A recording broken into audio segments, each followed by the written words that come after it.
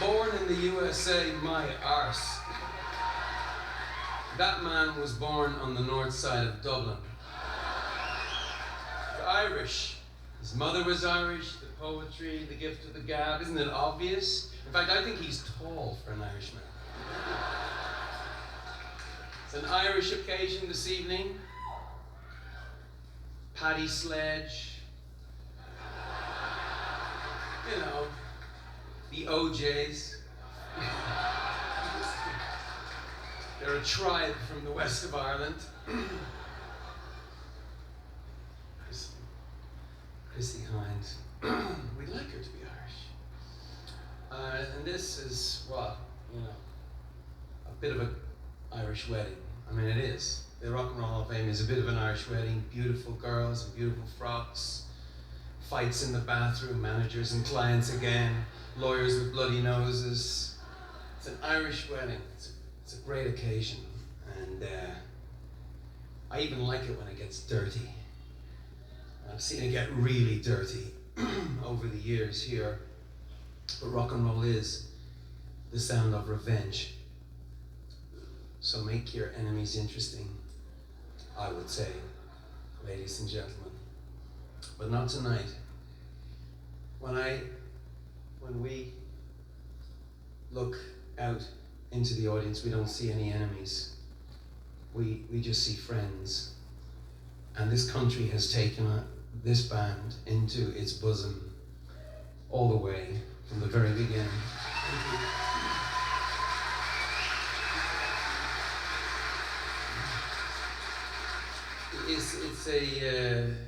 It's an amazing thing. Franco Barcelona early on. There's a great friend, Irish friend. Chris Blackwell. What an incredible man he was to have looking after you. And I just, you know, can you imagine your second album, the difficult second album, it's about God. And everyone is staring their hair out. And Chris Blackwell goes, you know, it's okay. It's Bob Marley and Marvin Gaye, it's Bob Dylan. It's kind of a tradition. We can get through this. And I think about what Frank Barcelona said earlier, about long-term vision. Because, you know, that Frank Barcelona and Barbara Skydell, and that kind of long-term vision of Chris Blackwell, there would be no U2 after that second album. We would have been dropped. No Beautiful Day, no Sunday Bloody Sunday, no Unforgettable Fire, no One, no Where the Streets Are No Name, no With or Without You. And that's the thing I want to take away from tonight. I would like to ask the music business to look at itself and ask itself some hard questions at it tonight. Because there would be no U2 the way things are right now. That's a fact.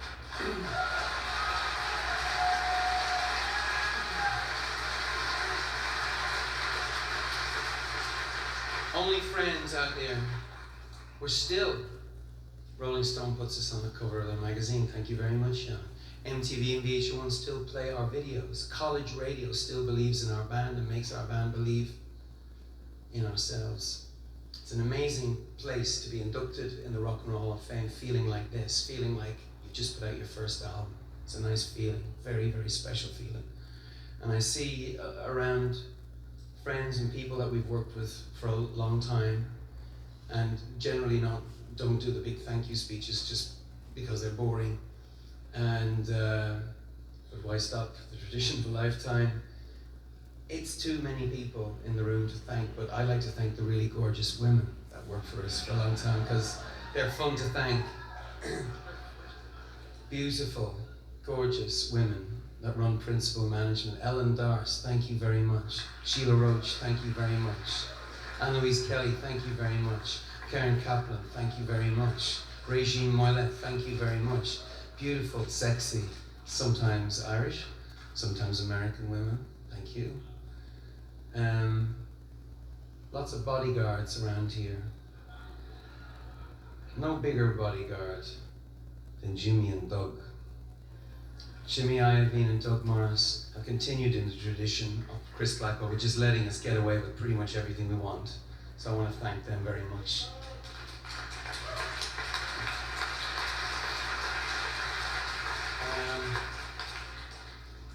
Trying to think of what else. Biggest bodyguard of all. has got to be our manager, Paul McGuinness, sitting right there. The reason why no one in this band has slave scrawled on their face. Paul McGuinness, thank you very much. I won't go on, but just 3 Kodak moments over 25 years I'd like to share with you. One, it's 1976, Larry Mullen's kitchen. It's about the size of the drum riser he uses now. It's a big, bright red, scarlet, really, Japanese kit. And he's sitting behind it in his kitchen. And he's playing, and the ground shakes. And the sky opens up, like Bruce was saying earlier. And it still does. But now I know why. I know why, because Larry Mullen cannot tell a lie. And his brutal honesty is something that we need in this band. Second Kodak moment, I think it's 1982, New Haven, I believe. Things are not going very well. There's a punk rock band on stage trying to play Bach. A fight breaks out. It's between the band. It's very, very messy. Now you look at this guitar genius. You look at this Zen-like master that is the Edge.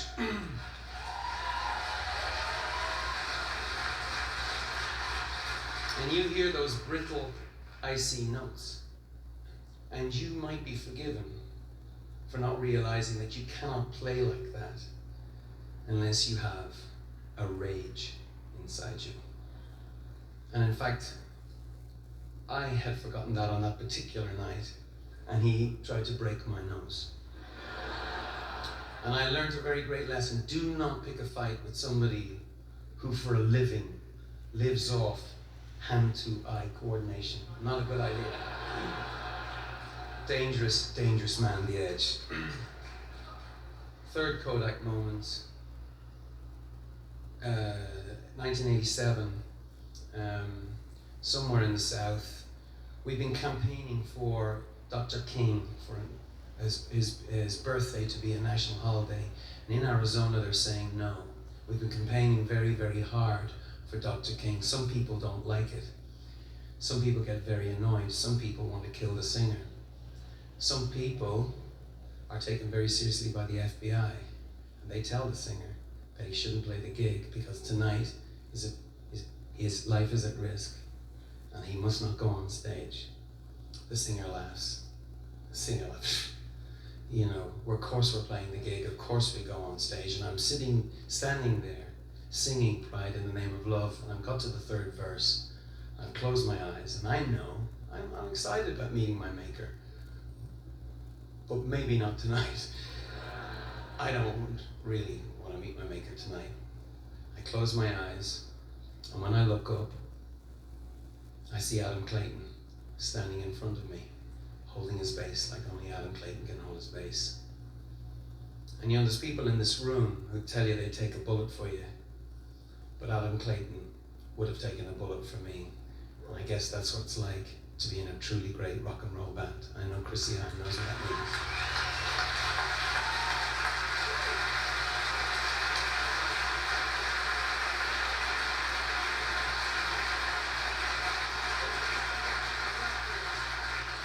He's got a BlackBerry out.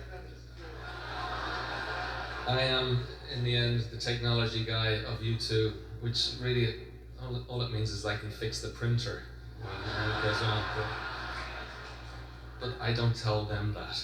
So, above all else, what U2 have tried to avoid over the last 25 years is not being completely crap. But next on the list, down from that, was to avoid being typical, predictable, and ordinary, because it's so very hard to avoid the cliches. Everyone else's, of course, but most of all your own. It's so hard to keep things fresh and not to become a parody of yourself. And if you've ever seen that movie Spinal Tap, you will know how easy it is to parody what we all do. The first time I ever saw it, I didn't laugh, I wept. I wept because I recognized so much in so many of those scenes. I don't think I'm alone amongst all of us here in that. We're all guilty of taking ourselves and our work way too seriously. We have all gone to hang out in the hotel lobby like we were doing something really important. But the reason we're all here tonight is that in spite of all the cliches which do exist,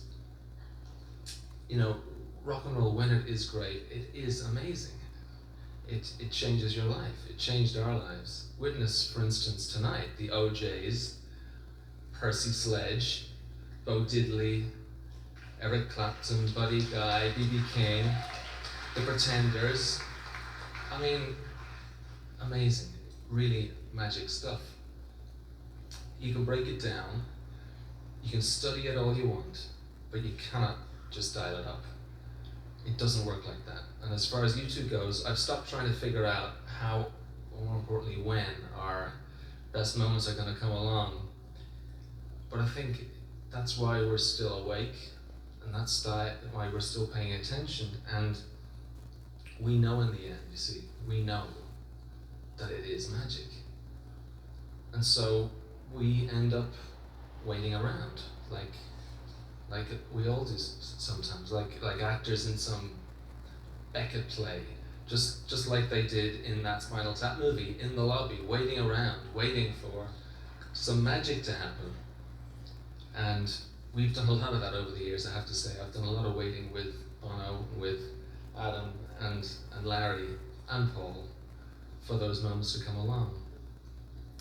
And we've had some brilliant people with us during those times, our producers, Steve Lillywhite, Ryan Eno, Danny Lanois, Jimmy Iovine, Nellie Hooper, our great engineers, principal management team that Bono was talked about, Flood. Our show collaborators who've been with us from the beginning, Willie Williams and all his team, our road crew, fantastic people, Joe O'Herlihy, Bucky, Jake, Dallas, Fraser, who isn't here, Stuart, incredible people that we couldn't have hoped of going through the last 25 years without. And tonight it feels like it's just about half the room has been along with us on that journey. So I just want to say thank you to my family for being so patient, my mum and dad for showing me how, the rest of the band particularly, and tonight, for all of you, for this evening. And most of all for, I guess, making space for me as we all wait together for something magic to happen. Thank you.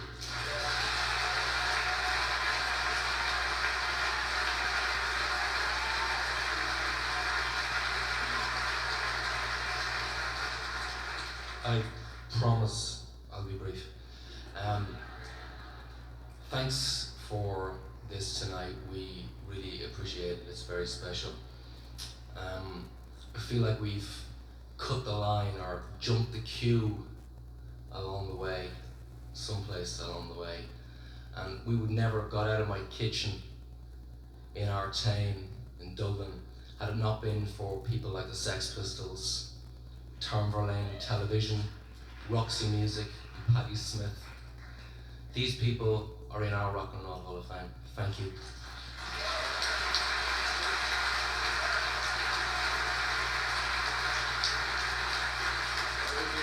The bass player approaching the microphone. What's he going to say? I feel baseless. Okay, yesterday it was my 45th birthday.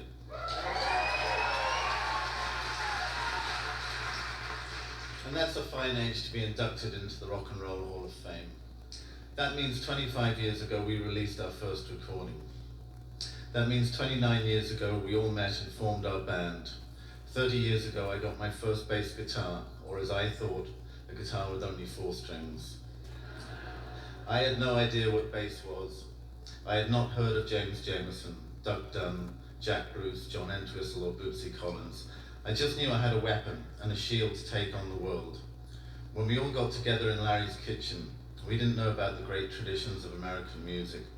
We didn't know the blues or soul or R&B or country. But we did know that together we had a chance to change the world by making a noise. This was punk, and it saved my ass. We needed someone to get us gigs and to pay for demos. We met Paul McGuinness and he became our manager. Next we needed a record deal. We were turned down by many people until Nick Stewart offered us a deal at Island Records. This was the start of a long relationship with Island. Many people along the way helped us develop and grow. Rob Partridge and of course Chris Blackwell. Ian Wilson and Ian Flukes were our UK agents. We made 3 records with Steve Lillywhite, came to America, and Frank Barcelona and Barbara Skydell were our US agents. They introduced us to a network of promoters: Barry Fay, Bill Graham, Ronnie Delsner.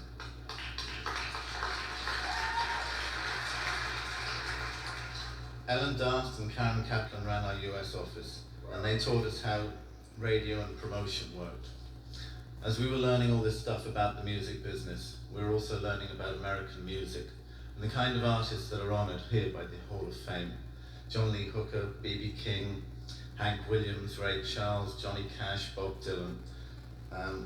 Now a generation is being inducted, and our time has come to join those that we did not know 25 years ago.